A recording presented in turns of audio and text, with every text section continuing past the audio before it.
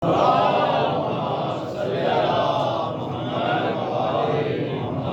بالله من الشيطان اللعين الرجيم. بسم الله الرحمن الرحيم. الحمد لله رب العالمين والصلاة والسلام والتحية والإكرام على سيدنا ونبينا وشفيع ذنوبنا وطبيب نفوسنا رحمة للعالمين أبي القاسم مصطفى محمد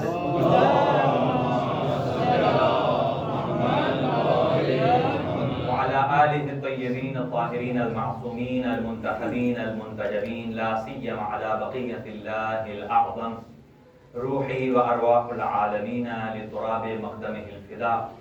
عجل الله تعالى فرجه الشريف وسهل الله تعالى مخرجه الشريف، ولعنة الله على أعدائهم أجمعين من يومنا هذا إلى قيام يوم الدين. أما بعد، فقد قال الله الحكيم في كتابه المتين. بسم الله الرحمن الرحيم. فمن حاجك فيه من بعد ما جاءك من العلم فقل تعالوا ندعو أبناءنا وأبناءكم ونساءنا ونساءكم وأنفسنا وأنفسكم ثم نبتهل فنجعل لعنة الله على الكاذبين. صدق الله العلي العظيم.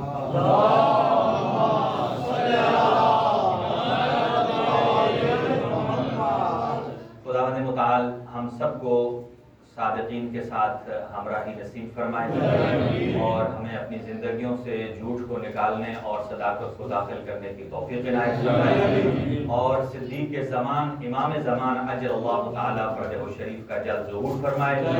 پروردگار ہم سب کے صغیرہ کبیرہ گناہ معاف فرمائے اور اہل بیت اطہار علیہ السلام کے اس ذکر کے صدقے میں ہماری محفلوں کو منور فرمائے، حاضرین کے حوائج شریعہ کو پورا فرمائے، اور ایک مومن نے اپنے کاروبار کا افتتاح کیا ہے، اللہ تعالیٰ کی ذات ان کو اس میں کامیابی اور فرمائے، اور جنہیں روزگار عطا کیا ہے ان کے مال رزق اور اس کے حلال میں برکت عنایت فرمائے، اور جتنے اسٹوڈنٹس نے درخواست دعا کی ہے اللہ تعالیٰ کی ذات ان کی جملہ خواہشیں پوری فرمائے۔ اپنی دعاؤں کی استجابت کے لیے ایک باواز بلند صلوات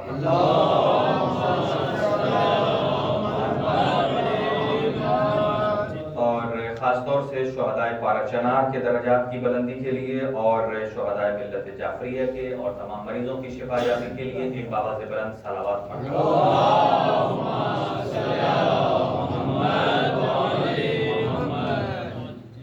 آپ کی خدمت میں چونکہ محرم الحرام سے پہلے یہ ہمارا آخری جشن ہے، اور اس عنوان سے کبھی آپ کا دل اگر آپ کے قابو میں نہ رہے تو بے قابو ہو کر بھی، یہ شیعوں کی خصوصیت ہے کہ ان کی زبان جتنی بھی بے قابو ہو جائے پھر بھی یا علی ہی بولتی ہے۔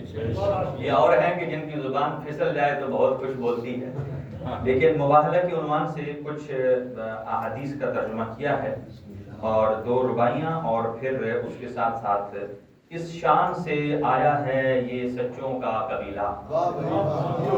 چونکہ آج کی گفتگو وقت بہت یعنی اسے کہا جائے پہلے تھا کہ کھانے کو نماز سے پہلے ہم تبرک بھی تناول کر لیں گے، لیکن ابھی وقت کی صورتحال ایسی ہے کہ انشاءاللہ ہم مغرب تک آپ کی خدمت میں رہیں گے، اور آئے مباہلہ کے عنوان سے جتنی معروضات ہیں وہ آپ کی خدمت میں گزار کریں گے۔ اور اس شان سے آیا ہے یہ سچوں کا قبیلہ، لگتا ہے کہ اسلام کی تہذیب چلی ہے، لگتا ہے کہ اسلام کی تہذیب چلی ہے۔ خالق نے کہا فرش پہ دیکھو تو فرشتوں، خالق نے کہا فرش پہ دیکھو تو فرشتوں، قرآن کی آیات کی ترتیب چلی ہے، قرآن کی آیات کی ترتیب چلی ہے، یعنی اہل بیت کا میدان مباہلہ میں جانا بھی آیت کی ترتیب بتا رہی ہے کہ جس ترتیب سے آیت نازل ہوئی ہے اسی ترتیب سے مصداق بھی میدان مباہلہ کی طرف۔ شیطان دیکھ کر یہ پریشان ہو گیا، اسلام کی حیات کا سامان ہو گیا۔ شیطان دیکھ کر، چاہے کل کا ہو یا آج کا، دیکھ کر پریشان ہو گیا، اسلام کی حیات کا سامان ہو گیا۔ کاذب ہیں کون لوگ اور صدیق کون ہیں؟ کاذب ہیں کون لوگ اور صدیق کون ہیں؟ عید مباہلہ میں یہ اعلان ہو گیا۔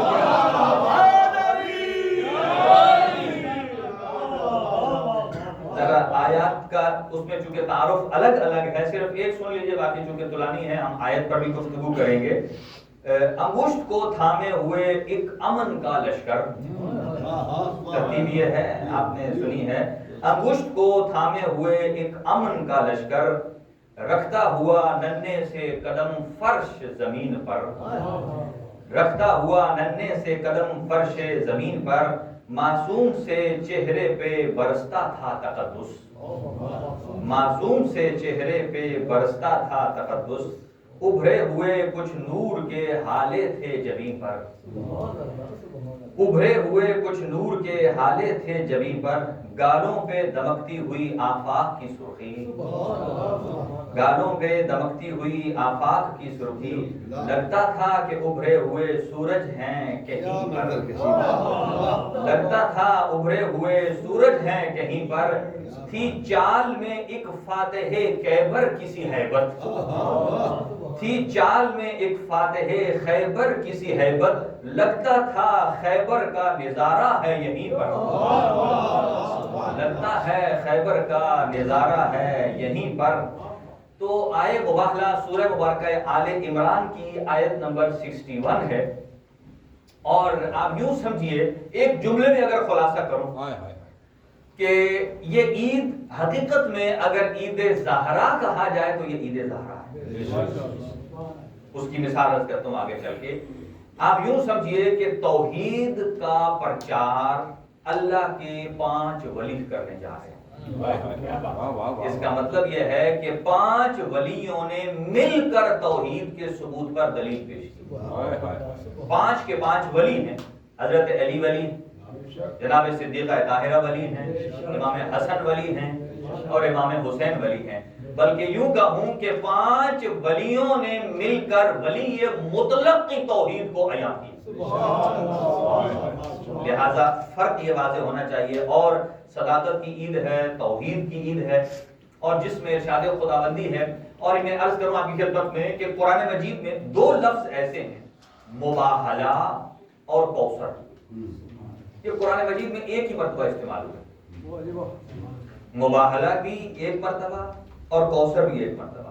یہاں لوگ کہتے ہیں کہ اہل بیت کی فضیلت بڑی منفرد ہے، یقیناً اہل بیت کے فضائل اپنے مقام پر منفرد ہیں، لیکن اہل بیت کی شان میں اترنے والی آیات بھی اپنے اعتبار سے بڑی منفرد ہیں۔ جیسے مباہلہ نہ اس سے پہلے اس انداز سے ہوا نہ اس کے بعد ہوگا، اور جس انداز سے آیہ کوثر نازل ہوئی ہے نہ اس سے پہلے لفظ کوثر تھا اور نہ ہی کوئی مصداق کوثر۔ ارشاد خداوندی ہے کہ فمن حاجک فیہ من بعد ما جاءک من العلم، کہ اللہ کی طرف سے علم آ جانے کے بعد اگر کوئی کٹ حجتی کرتا ہے تو فقل تعالوا، تو یہ لفظ فقل بتاتا ہے کہ حضور نے مباہلہ جانے لے جانے، یہ ایگریمنٹ، یہ معاہدہ، یہ میدان جو سجایا ہے یہ اپنی طرف سے نہیں، یہ ذات کبریاء کی طرف۔ فقل بتاتا ہے کہ حضور نے اپنی طرف سے نہیں کیا۔ فقل تعالوا ندعو ابناءنا وابناءکم، یہاں ایک لفظ مباہلہ، آیت کا ترجمہ سن لیں پھر سناتا ہوں آپ کو۔ انہیں کہا کہ ندعو، آپ بلائیے، ہم بھی بلاتے ہیں، ابناءنا ابناءکم، اپنے بچوں کو، بیٹوں کو مراد ہے، اور نساءنا و نساءکم، خواتین کو مراد ہے، انفسنا و انفسکم، اپنے نفوس کو ہم بلاتے ہیں تم بھی بلاؤ۔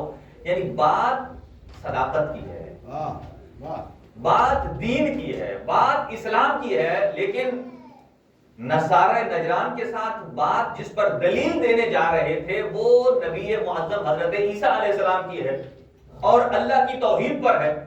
گویا بات جب دین کی ہے تو افراد کا کیا تعلق؟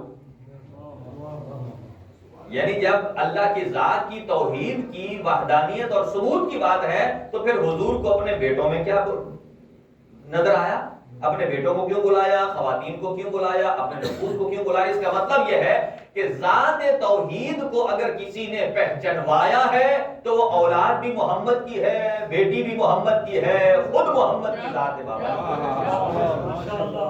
اور پھر فرمایا ثم نبتہل فنجعل لعنت اللہ علی الکاذبین، یہاں ایک لفظ نجعل، یہ نجعل اس کو محرم کی مجالس میں ہم کھولیں گے، یہ وہ لفظ ہے کہ جس کو اللہ اپنی ذات کے لیے استعمال کرتا ہے۔ سنیے، نجعل لعنت اللہ علی الکاذبین، قرآن کی آیت ہے کہ ہم جھوٹوں پر اللہ کی لعنت کریں گے. آپ کا اور ہمارا لعنت کرنا اور ہے. اللہ تعالیٰ کی ذات کا لفظ نجعل کے ساتھ کہنا یہ اور ہے. بڑی ہی باریک بات ہے، کوشش کروں گا بنیادی باتیں سنیے. عرض یہ ہے کہ مباہلہ ہوتا کیا ہے؟ مباہلہ بر وزن مقابلہ، مباہلہ بر وزن مناظرہ. لوگوں نے مناظرے بڑے سنے ہیں، مقابلے بڑے سنے ہیں، لیکن مباہلہ نہ کرتے دیکھا اس خاندان کے علاوہ اور نہ ہوتے دیکھا. کیونکہ مباہلہ کا تعلق ہے دو طرف سے، جس میں دو پارٹیز ہونی چاہیے، کہ کم از کم دو نفر، دو آدمی ہوں یا دو گروہ ہوں جو کریں کیا. چھٹے امام ارشاد فرماتے ہیں کہ مباہلہ کی باری کب آتی ہے؟ پہلے نہیں. اسلام اپنے دفاع کے لیے کئی راستے استعمال کرتا ہے. سب سے پہلا دفاع کا راستہ ہے عقل. اور جب عقل سے کوئی آدمی قانع نہیں ہو رہا، مطمئن نہیں ہو رہا، اس کے بعد باری آتی ہے استدلال کی، جب بحث کی. اور جب کوئی استدلال سے بھی قانع نہیں ہوتا تو تیسرا درجہ آتا ہے نصیحت کا، کہ نصیحت کی ہے. اور نصیحت سے بھی جب بات گزر جائے تو پھر ان سے بیہیو کیا جاتا ہے اخلاقی اعتبار سے. اور جب اخلاقیات بھی اثر نہ کریں تو پھر بات آتی ہے مباہلے. یہ دین کے دفاع کا ذریعہ. تو حضور سرور کائنات صلی اللہ علیہ وآلہ وسلم نے جو نصارہ کے ساتھ معاہدہ یا مباہلہ کیا ہے، در حقیقت وہ اس کی بیس کیا تھی؟ کیونکہ یہاں یہ تینوں باتیں ہیں کہ مناظرہ کیوں پیش آیا، اس کی شرائط کیا تھی، حضور نے کیوں مباہلہ کیا، اس سے پہلی امتوں والوں نے مباہلہ نہیں کیا، اور جب مباہلہ کیا تو کس بات پر ڈسپیوٹ تھا، اور انہوں نے کیا مطالب پیش کیے اور حضور نے کیا ان کو سمجھایا، اور جب وہ نہیں سمجھے تو پھر کیوں مباہلے کی نوبت آئی. عقلی اعتبار سے وہ آئے حضور کے پاس اور آ کر کہتے ہیں کہ فوراً ان میں سے 10 یا 70 افراد پر مشتمل قافلہ تھا. ابو حارثہ اس کا نام تھا، جو ان کا سب سے بڑا قاضی تھا، اور وہ نجران کے علاقے میں رہتے ہیں. نجران جو آج کل کے سعودی عرب کے بالکل یمن کے قریب علاقہ ملتا ہے. اور انہوں نے یہ آپ سے استدلال کرنے کے لیے آئے. اور دیکھیں سوال کیسے پوچھا. جب آپ آئے اور آنے کے بعد پوچھتے ہیں کہ آپ یہ بتائیے کہ حضرت یوسف کے والد کون ہیں؟ آپ نے فرمایا حضرت یعقوب علیہ السلام. حضرت موسیٰ کے والد کون ہیں؟ حضرت عمران. کہا آپ کے والد کون ہیں؟ کہا حضرت عبداللہ. کہا ہر نبی کے تو باپ ہیں، تو پھر حضرت عیسیٰ کے والد کون ہیں؟ دیکھا انہوں نے کیسی اسٹریٹجی اختیار کی. نام لیتے لیتے کہ ہر نبی کا باپ ہے، عیسیٰ بھی نبی ہیں، ان کے باپ کا نام کیا ہے؟ ان کا یہ مدعا تھا کہ حضور فرمائیں گے نہیں ان کے تو باپ نہیں. اب حضور نے توقف کیا، ٹھہرے. جیسے ہی ٹھہرے ادھر قرآن مجید نے آیت کو نازل کر دیا. اور کیا ہے؟ یہ آیت مباہلہ سے پہلے کی آیت ہے. ان مثل عیسیٰ عند اللہ کا مثل آدم. وہ آئے تھے حضور سے یہ کہلوانے کہ آپ کہہ دیں کہ عیسیٰ کے والد نہیں ہیں. تو آپ نے آگے سے جو جواب میں رسپانس دیا وہ کیا ہے؟ ان مثل عیسیٰ عند اللہ کا مثل آدم، کہ عیسیٰ کے بارے تم پوچھتے ہو، عیسیٰ کی مثال تو آدم جیسی ہے کہ خلقہ من تراب، اللہ نے مٹی سے پیدا کیا، اور اس کے بعد کن فیکون، کن کہا اور وہ ہو گئے. کہا جب اس مدعا پر تم یہ کہتے ہو کہ حضرت آدم کے والد نہیں ہیں تو پھر تو اللہ ان کا والد ہے. تو اس مثال میں تو وہ آدم جیسے ہیں. آدم زیادہ سزاوار ہے اللہ کا بیٹا ہونے کے، اس لیے کہ عیسیٰ کی ماں تو ہے، صرف باپ نہیں ہے، جبکہ آدم وہ ہے کہ جن کی والدہ بھی نہیں ہے اور والد بھی نہیں. جب یہ جملات بولے، یہ توحید پر جملے آتے، اور اس کے بعد اب نے ان کو سمجھایا اور انہوں نے کہا ٹھیک ہے، ہمیں یہ بات سمجھ آ گئی یوسف کے والد ہیں، یہ بات سمجھ آ گئی موسیٰ کے والد ہیں، یہ سمجھ آ گئی کہ حضرت محمد مصطفیٰ کے والد عبداللہ ہیں، لیکن حضرت عیسیٰ کی بات ہمیں سمجھ نہیں آ رہی. ہم اپنے لوگوں کو جا کر کہیں گے کہ باقی سب پر انہوں نے مطمئن کیا لیکن اس بات پر مطمئن نہیں کر سکے. اب جب انہوں نے ایسا کرنا چاہا، وہ جان چھوڑا کر جانے والے تھے، لیکن اب پھر خالق کائنات نے اس آیہ مباہلہ کو نازل کیا جو زنجیر کی طرح ان کے پیروں میں جکڑ گئی، اور اس نے انہیں روک لیا اور وہیں پھنسا لیا. اور کہا اس لیے کہ اگر وہ اس طریقے سے جاتے، اپنے علاقے میں کیا بتانا تھا انہوں نے کہ سب کچھ ہم نے پوچھا محمد مصطفیٰ سے، وہ ہمیں مطمئن نہیں کر سکے، ہمیں جواب نہیں دے سکے اور ہم مطمئن نہیں ہو سکے، لہذا وہ اللہ کے نبی نہیں۔ اور حضرت عیسیٰ اللہ کے بیٹے ہیں۔ حضور نے فرمایا جاتے کہاں ہو؟ اذن خدا سے حکم آیا ہے کہ یہیں رکو۔ اب تمہارے پاس آ گیا ہے علم، علم آنے کے بعد اگر کوئی کٹ حجتی کرتا ہے، اللہ نے فرمایا ہے اب ہم اور تم کریں گے مباہلہ۔ مباہلہ کب ہوتا ہے؟ کہ جب عقلی دلیل ختم ہو جائے، استدلال ختم ہو جائے، برہان ختم ہو جائے، نصیحت حضور نے کی، نصیحت کا موقع نکل گیا، اخلاقیات سے پیش آئے وہ نکل گیا، جب سب کچھ کارگر ثابت نہ ہوا تو اسلام کے دفاع کے لیے فرمایا مباہلہ ہے۔ اب میدان سجے گا جس میں ہم اور تم اپنے فیصلے کو اللہ پر چھوڑ دیں گے، جو بچ گیا وہ جیت جائے گا اور جو ختم ہو گیا۔ اس لیے کہ اس سے پہلے بھی قربانیاں ایسی ہوتی تھی، اس ٹائم حضرت آدم کے زمانے میں اور باقی ائمہ انبیاء کے زمانے میں لوگ جس کی حقانیت کو ثابت کرنا ہوتا تھا پہاڑ کی چوٹی سے نیچے گرا دیتے تھے، اگر لڑکتا ٹھیک نیچے بچ گیا تو کہتے یہ حق پر، یا اسے آگ میں جلاتے بچ جاتا حقانیت، یا اسے سمندر میں ڈالتے بچ جاتا حقانیت۔ لیکن آج یہاں بتایا کہ نہیں، ہم نہ سمندر میں جائیں گے، نہ آگ میں جائیں گے، نہ پہاڑ کی چوٹی پر جائیں گے، ایک میدان سجے گا وہاں بیٹھیں گے، اور کیسے بیٹھیں گے؟ ندعو ابناءنا و ابناء، ہم اپنے بچوں، یہاں اس آیت کا ایک ایک جملہ دور کی بات ہے، ایک ایک حرف فصاحت اور بلاغت سے معمور ہے اور اہل بیت کی فضیلت کو بیان کر رہا ہے۔ آپ مجھے یہ بتائیے، یہ جو 24 ذی الحج ہے، عید مباہلہ، یہ صرف 24 نہیں ہے، اس میں ایک عید نہیں ہے، کئی عیدیں جمع ہیں یہاں۔ اب آئیے اس ترتیب پر آنے سے پہلے عرض کرتا ہوں، جب مباہلہ اللہ پروردگار عالم نے اس آیت کو نازل کیا تو جس دن جانا تھا اس دن 24 ذی الحج تھا۔ حضور سب سے پہلے امیر المومنین کے گھر گئے، جناب صدیقہ طاہرہ کے گھر گئے، اور اس دن حضور نے فرمایا، یہ حدیث کے ساتھ جو آپ سنتے ہیں، میں بدن میں ضعف محسوس کر رہا ہوں، مجھے یمنی چادر لا دیجیے، چادر اوپر دی اور اسی میں سب کو جمع کیا۔ اب جب سب جمع ہو گئے، اب آیت نازل آئی، انما یرید اللہ لیذھب عنکم الرجس اہل البیت ویطہرکم تطہیرا۔ یہ آیت تطہیر 24 ذی الحج کی صبح کو نازل ہوئی۔ 24 ذی الحج کی صبح کو پہلے اللہ نے ان 5 تن پاک کی تطہیر کی گواہی دی ہے، اور پھر ان تطہیر والوں نے صداقت پروردگار کی گواہی دی۔ اب سنیے، اب یہاں ہم اکثر ایک لفظ استعمال کرتے ہیں 5 تن پاک، جو میں نے ابھی کیا، کئی لوگوں سے اس سے بڑی چڑ ہے، وہ کہتے ہیں 5 تن پاک، جیسا کہ پچھلے دنوں ایک کلپ بھی وائرل ہوا تھا کہ مسجد الحرام میں بھی کوئی ایک مفتی صاحب بیٹھتے ہیں، وہ لائیو درس دیتے ہیں۔ کسی نے ان سے سوال کیا کہ یہ 5 تن پاک کی جو ایک اصطلاح ہے، ایک ٹرم ہے، آیا یہ صحیح ہے یا غلط ہے؟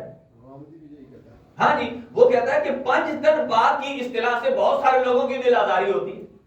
جب آپ کہتے ہیں 5 تن پاک، اس کا مطلب یہ ہے کہ پاک صرف 5 میں ہی منحصر ہو گیا، باقی سارے پلید اور ناپاک ہیں، باقی سارے ناپاک ہیں۔ لیکن ان کے جواب میں ہم یہ کہتے ہیں کہ 5 تن کا عدد اعجاز کا عدد ہے، 5 تن کا عدد پاکیزہ لوگوں کا، یہ قرآن کی نص بتاتی ہے کہ یہ 5 تن پاک یہی ہے، اور یہ آیات کے مصادیق بتاتے ہیں کہ شان نزول میں یہ 5 ہیں، لیکن حقیقت میں یہ 14 ہیں۔ شان نزول میں یہ 5 ہیں جو ایگزسٹ کرتے تھے اس وقت، لیکن حقیقت میں یہ 14 ہیں۔ کیوں؟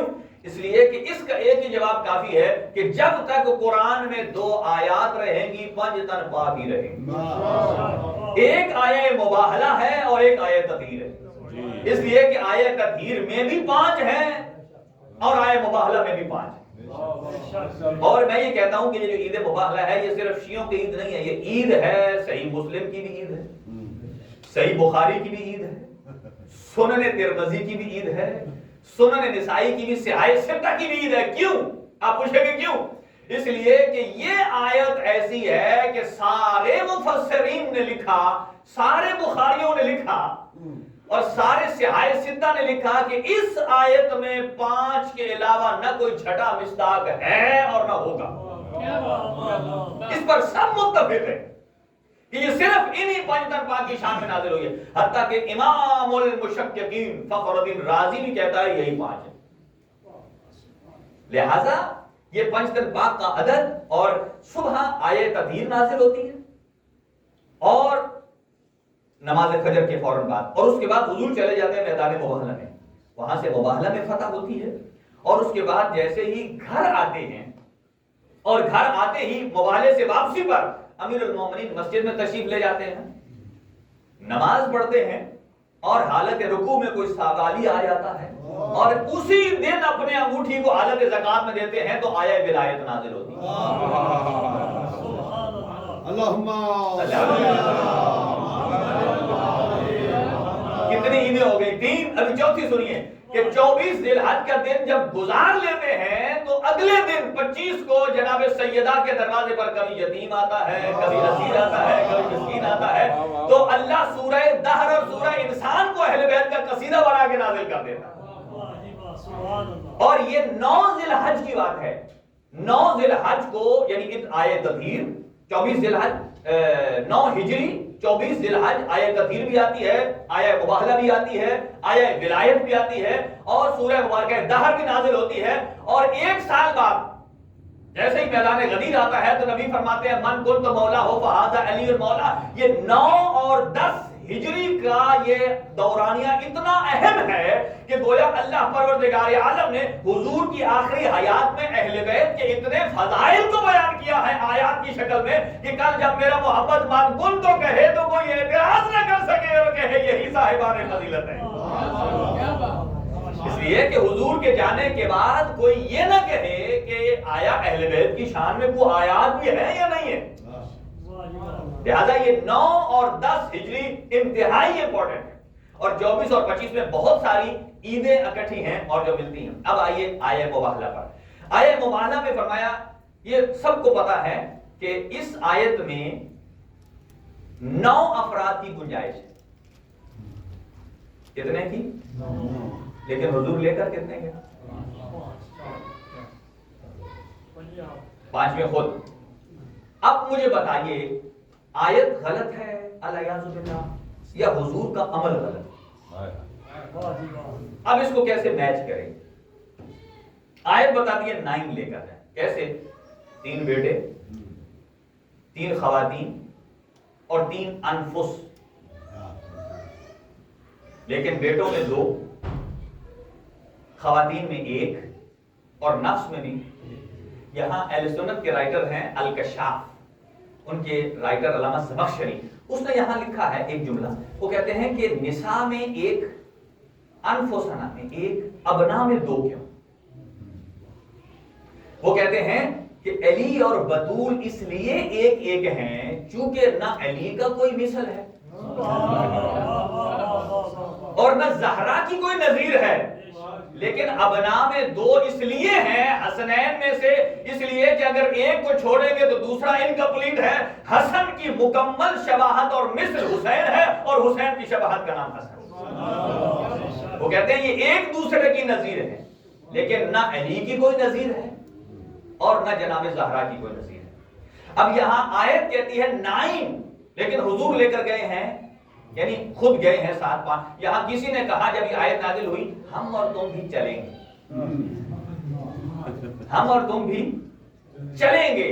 تو شیخ محسن علی نجفی دامت برکاتہ وہ لکھتے ہیں کہ وہ تو قرآن یہ نہیں کہتا ہم اور تم چلیں گے، تم اپنے بچوں کو چلا لو ہم اپنے بچوں کو چلا لیں گے. وہ فرماتے نہیں، تم اپنوں کو بلاؤ ہم اپنوں کو بلائیں گے. شیخ محسن علی نجفی فرماتے ہیں کہ یہ بلانے کے لفظ میں ہی حکمت پروردگار ہے کہ جس کو نبی بلائے گا وہی سچا ہوگا.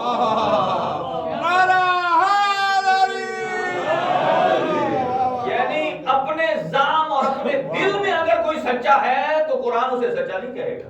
جسے نبی سچائی کے لیے بلائے گا. اور علامہ اظہر حسن زیدی صاحب، ہم نے تو نہیں دیکھا، ان کو سنا ہے، مختلف ہمارے اساتذہ پڑھتے ہیں وہ کہتے ہیں کہ علامہ اظہر حسن زیدی صاحب نے کہا کہ جب یہ آیت آئی اور ساتھ لے جانے کی بات آئی، اتنے افراد اور اتنے ساتھ آئیں، جب ابنا انا کی بات آئی تو جب آئے مباہلہ آئی تو سارے اصحاب رات کو تیاری کرنے لگے. جیسے صبح کسی کو ویاج پہ جانا ہونا تو رات کو بیگ پیک کرے گا، کپڑے تیار کرے گا، سامان سفر تیار کرے گا. یہ سب بالکل تیاری کرنے لگے اور وہ سب اپنی خوبصورتی بنانے لگے. تو انہوں نے کہا کہ دیکھو کہ سلمان ساری رات ان کے پاس گھومتا رہا، کہتا رہا میرا درجہ تم سے افضل ہے، میں اہل بیت میں ہوں لیکن میں مطمئن ہوں، میں نے کوئی چیز تیار نہیں کی، تم اہل بیت میں بھی نہیں ہو پھر بھی تیار کر رہے ہو. حضرت حسن زیدی صاحب فرماتے تھے کہ سلمان انہیں مڑ مڑ کے کہتا تھا، پلٹ پلٹ کے قرآن کہتا ہے اب نہ آنا.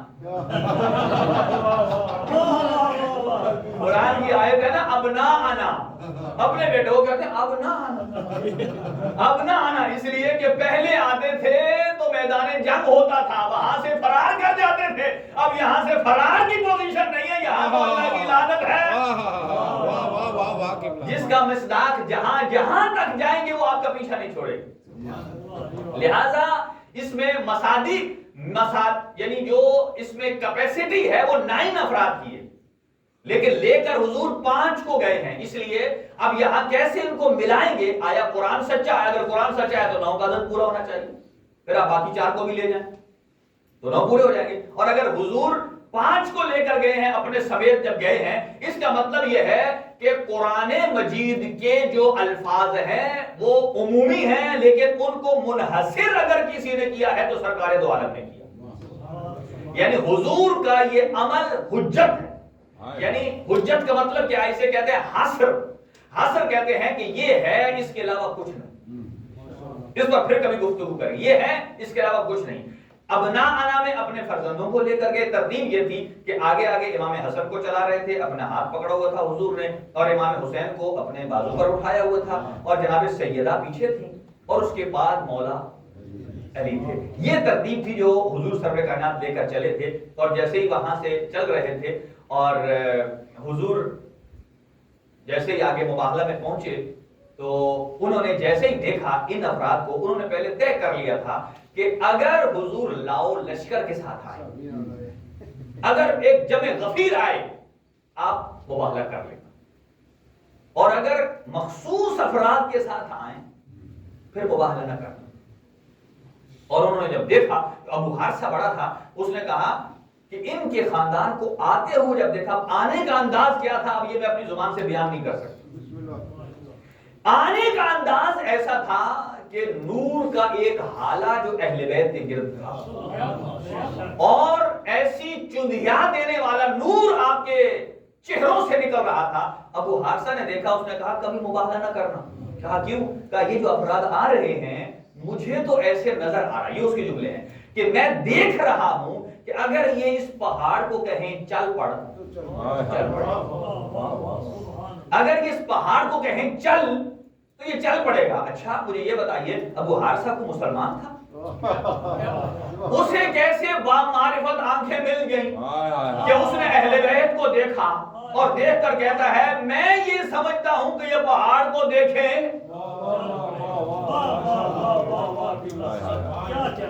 اور وہ کیسے مسلمان تھے کہ جو حضور کو صبح شام بھی دیکھتے ہیں اور پھر بھی حضور کی نظروں سے اپنی نظروں کو ملا نہیں سکتے، نہیں ملا سکتے. اور حضور نے خود ارشاد فرمایا، انہوں نے کہا مباہلہ نہ کرنا، انہوں نے کہا ہم ہار گئے، ہم آپ کی بات کو تسلیم کرتے ہیں. حضور نے فرمایا اگر وہ مباہلہ کر لیتے تو کونوا قردۃ خاسئین، تو وہ بندر بن جاتے اگر کر لیتے. ایک بات. اور دوسرا، 1 سال کے اندر ان کا ایک فرد بھی باقی نہ بچتا، ایک فرد بھی باقی نہ بچتا. یعنی انہوں نے اپنے مسلک کو بچانے کے لیے اہل بیت سے مناظرہ مباہلہ نہیں کیا، مباہلہ نہیں کیا. اب یہ ان کی آنکھوں کی طاقت تھی. حضور سرور کائنات صلی اللہ علیہ وآلہ وسلم وہاں سے جیسا ہی پلٹتے ہیں اور اہل بیت کو بیٹھاتے ہیں. اور یہاں خوبصورت جملے علامہ اسی کشاف کے زمخشری نے لکھے ہیں کہ حضور جب تشریف لے گئے تو جیسے یہ آیت آتی ہے تو ہر ایک کو بلاتے ہیں، دعا علی، دعا فاطمہ، دعا الحسن، دعا الحسین، یہ لفظ ہیں۔ وہ فرماتے ہیں کہ علی کو بلایا، حسن کو بلایا، حسین کو، فاطمہ کو بلایا۔ جب بلا کر ساتھ لے جا رہے تھے تو کہہ کیا رہے تھے؟ کہہ کیا رہے تھے؟ اور انہوں نے کہا کہ حضور نے ایک جملہ کہا، اذا دعوت فامنوا، بس صرف آپ نے اتنا کہنا ہے، اذا دعوت فامنوا، جب میں دعا کروں گا آپ نے صرف آمین کہنا ہے۔ سنیے، جب میں دعا کروں گا آپ نے صرف آمین کہنا ہے۔ تو وہ کہتے ہیں کہ اگر حضور مباہلہ ہوتا، حضور دعا فرماتے، اہل بیت آمین کہہ دیتے، تو کہا کہ اہل بیت کی آمین سے انہوں نے تباہ و برباد ہو جانا۔ کہا اب سمجھیے کہ بار بار اہل بیت کو ستانے کے باوجود دنیا کہتی ہے کہ اہل بیت بد دعا کیوں نہیں کرتے تھے؟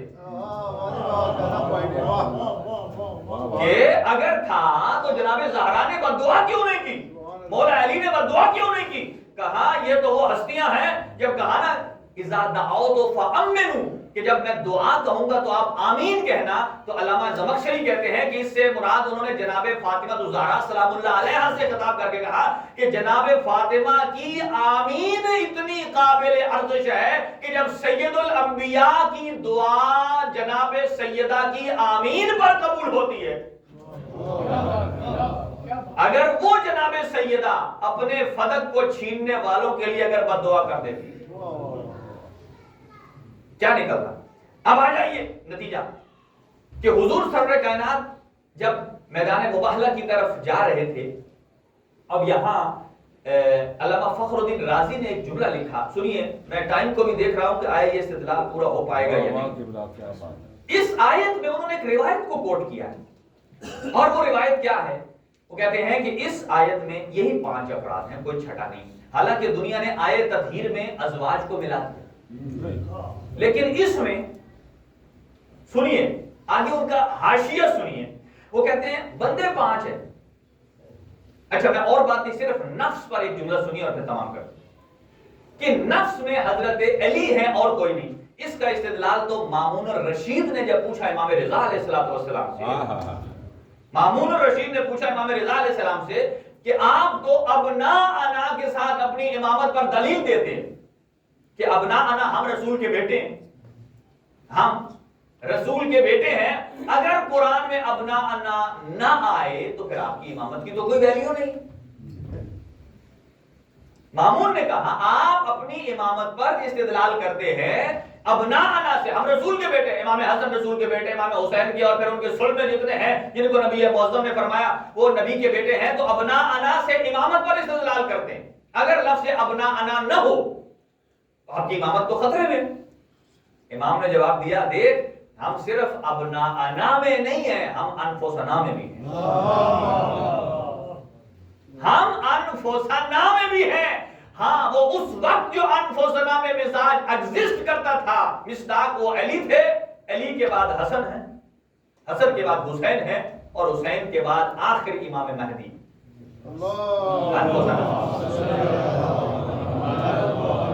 یہاں استدلال فخر الدین رازی کا سنیے، علمی گفتگو ہے، وہ کہتے ہیں کہ اس کا مطلب کیا ہے؟ کہ نفس وہ ہونا چاہیے جو ہو بہو نبی جیسا۔ غور سے سنیے گا، جو ہو بہو۔ اچھا اب نبی کے مقام کو ذہن میں رکھیں، نبی کون ہیں؟ جو 1,23,999 انبیاء سے افضل، جو نبی کا نفس ہوگا اس کا مقام بھی تو اتنا ہی بلند ہوگا۔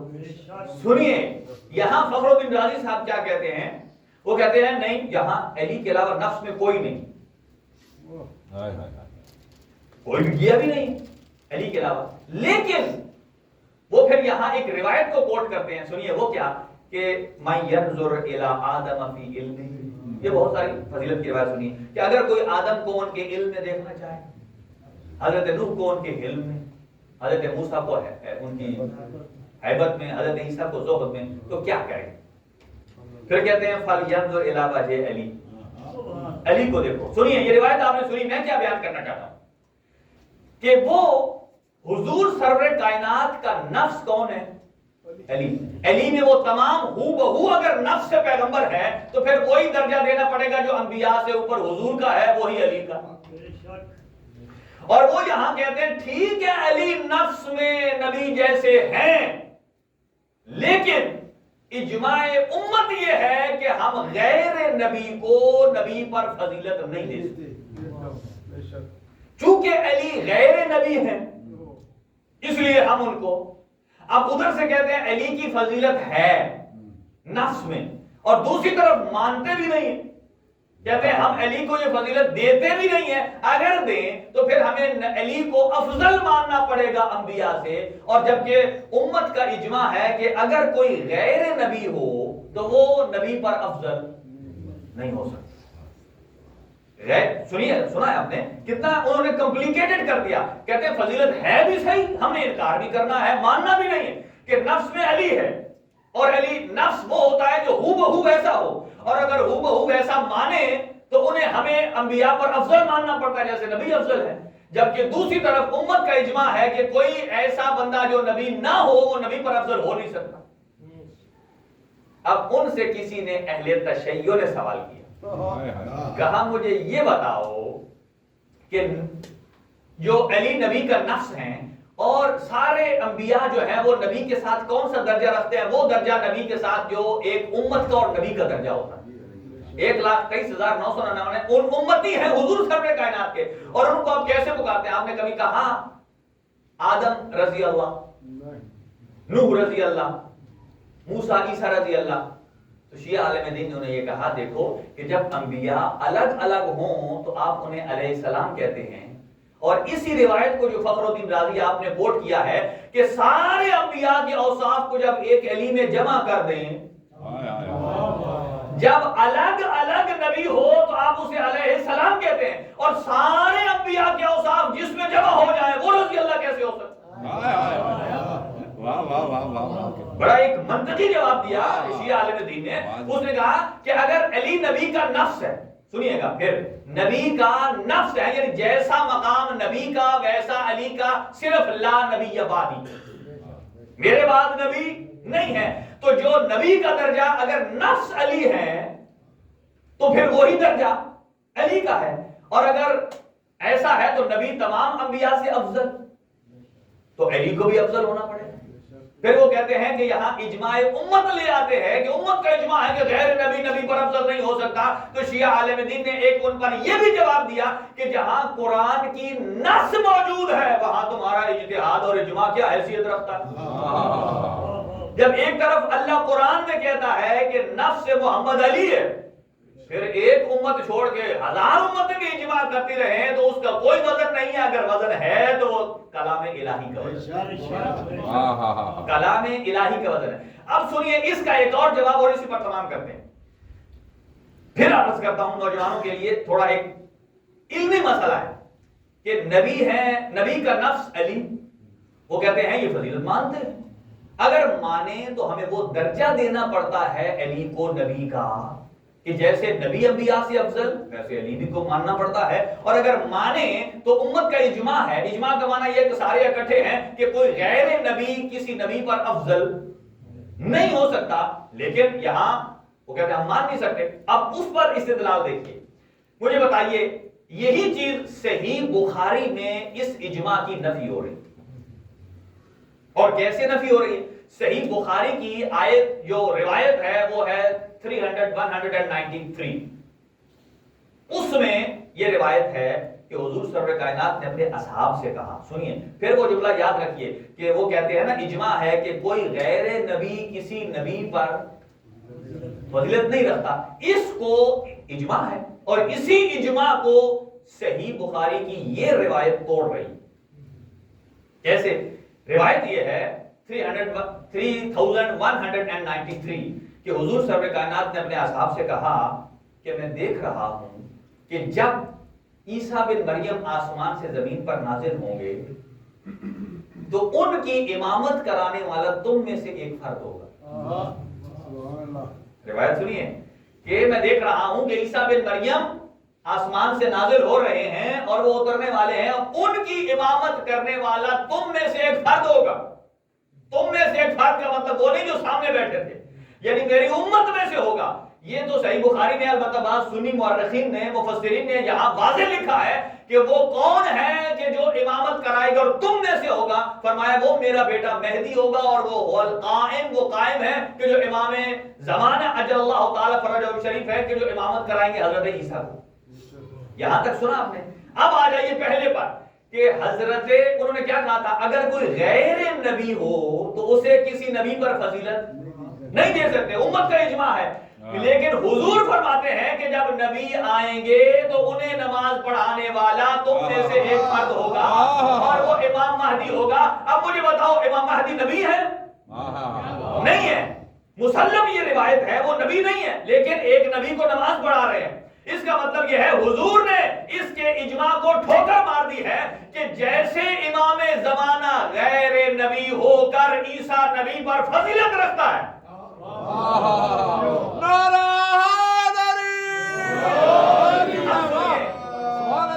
ایک علمی استدلال ہے، لیکن سنیے یہاں پیغمبر فرما رہے ہیں علی افضل نہیں، علی کا 11واں بیٹا. جب علی کا 11واں بیٹا غیر نبی ہو کر نبی سے افضل ہے، وہاں تمہارا نہ اجماع آتا ہے نہ تمہارا ایمان ٹوٹتا ہے. لیکن جب علی کی فضیلت، علی کو مقام نفس عطا کر کے برابری محمد مصطفیٰ عطا کی جاتی ہے تو تمہارے ہاں یہ دلیل آ جاتی ہے کہ علی کو انبیاء سے افضل بنا دیا. یہ کیسے ممکن ہے؟ لہذا یہ ایک باریک استدلال ہے. جب یہ کسی ایک اہل سنت سے استدلال کیا گیا تو انہوں نے آگے سے جواب کیا دیا؟ انہوں نے کہا ہاں چونکہ اہل شیعہ جو ہیں ان میں ہاں فلسفہ اور منطق بڑا مضبوط پڑھایا جاتا ہے، وہ ایسی دلیلیں بنا لیتے ہیں. منطق اور فلسفہ اسی لیے کہا جاتا ہے کہ اگر وہ علم جو دروازہ اہل بیت سے نکلتا ہے وہی علم کہلانے کے لائق ہے، جو دروازہ اہل بیت سے نہیں نکلتا وہ علم نہیں ہے. اب اسی لیے کہا جاتا ہے کہ آپ بھلے کان کو ادھر سے پکڑے یا ادھر سے آگے پکڑے، آپ کو فضیلت علی کو ماننا پڑے گا کہ انفسنا میں اگر کوئی نفس ہے تو وہ صرف ذات علی. اچھا اب 1-2 منٹ اور ہیں، ایک اور جملہ سن لیجئے. یہاں پھر انہوں نے ایک اور جملہ کہا اسی بات پر کہ ایک نبی کو غیر نبی کو نبی پر افضل کیسے مانے؟ اگر علی کو نبی کا نفس مانے تو پھر ہمیں وہ درجہ دینا پڑے گا. وہ کہتے ہیں یہاں تو اگر کیا طریقہ ہے، کس طریقے سے ہم علی کو نفس سے باہر نکالیں؟ وہ کہتے ہیں کہ یہاں اگر ہم نفس کہتے ہیں تو پھر تو برابر ماننا پڑتا ہے. آپ کہہ دیں نبی کا داماد، انہوں نے کہہ دیا کہ نبی کا داماد. اب اس کے آگے تو آپ خود ہی جانتے ہیں، اگر نبی کا آپ داماد مانتے ہیں تو پھر آپ کو بیٹیاں بھی 4 اسی سے. کہ اگر میدان مباہلہ میں حضور کا ایک داماد گیا ہے تو بقول آپ کے 4 بیٹیاں تھیں اور 4 داماد تھے تو باقی 3 داماد کدھر گئے؟ یعنی آپ نے خود اپنے پیر پر کلاڑی مار لی ہے. کیوں لفظ اس سے داماد کا استدلال آپ نے کیا؟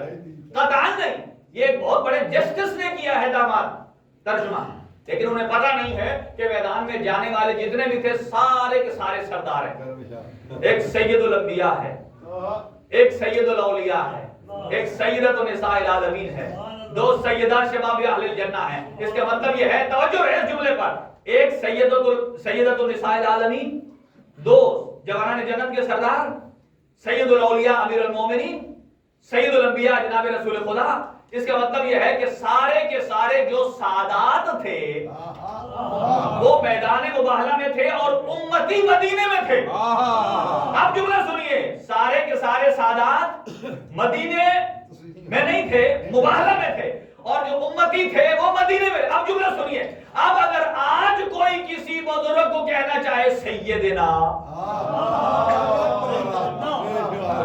اگر کسی کو کہتے ہیں تو سید تو سارے سیدنا، سید الانبیاء مباہلہ میں ہے، سید الاولیاء مباہلہ میں ہے، سیدۃ النساء العالمین مباہلہ میں ہے، سیدہ شباب اہل الجنہ مباہلہ میں ہے. اس کا مطلب یہ ہے کہ اگر کسی کو سیدنا کے درجے پر آنا ہے تو یا میدان مباہلہ میں جانا پڑے گا یا پھر سیدنا سے دستبردار ہونا پڑے گا.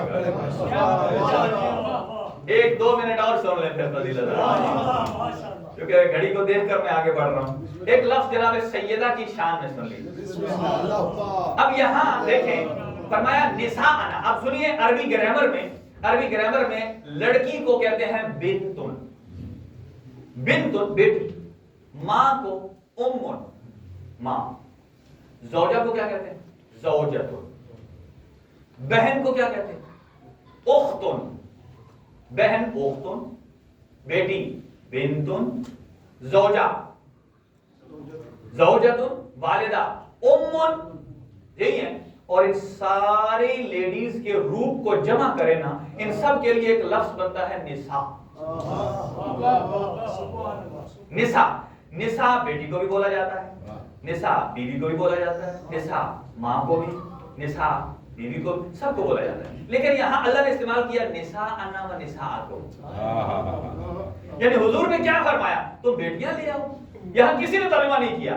اب لوگ ترجمہ کہاں سے کرتے ہیں؟ لوگ حضور کے عمل کو دیکھ کر ترجمہ لکھتے ہیں کہ حضور نے عمل کیا کہ نساءنا میں جناب زہرا کو لے کر کے، یعنی کہ اگر حضور کی کوئی بیٹی تھی اور تو بیٹیوں میں آنی چاہیے، اور اگر اس سے مراد بیویاں تھیں ازواج۔ ہمارے ایک شیعہ عالم دین نے خوبصورت جملہ لکھا ہے، انہوں نے کہا دیکھو آپ زبردست، آپ ایسے اصحاب کو اور ازواج کو جمع نہ کریں بیچ میں، کہا دیکھو اس کے لیے دو لفظ ہیں، ازواجنا و ازواجکم، اصحابنا و اصحابکم۔ اگر یہ دو لفظ اتنے بھاری تو نہیں تھے، اللہ اس میں بیچ میں ڈال دیتا تو آج مسئلہ ہی حل ہو جاتا۔ جب نہیں ڈالے اس کا مطلب یہ ہے کہ نہ ازواجنا ازواجکم ہے اور نہ اصحابنا اصحابکم ہے، کہ نہ ہمارے اصحاب ہیں نہ تمہارے اصحاب ہیں، نہ ہماری بیویاں ہیں نہ تمہاری بیویاں ہیں، بلکہ اس سے مراد نساء ہے، اور نساء میں کیا آتا ہے؟ نساء میں بیوی بھی ہے، پھر مسئلہ کمپلیکیٹڈ ہے کہ لفظ نساء کہا ایسا مبہم ہے، اس میں اب کیا مراد کہیں کلیئر نہیں ہے، اس سے مراد بیٹی ہے نہیں، اس سے مراد بیوی ہے نہیں، ماں ہے نہیں، بہن ہے نہیں، لفظ نساء ہے۔ کیا کریں؟ تو آپ سمجھ لیں کہ جناب سیدہ کو جب لے کر گئے ہیں تو جناب سیدہ تینوں روپوں میں فٹ آتی ہیں۔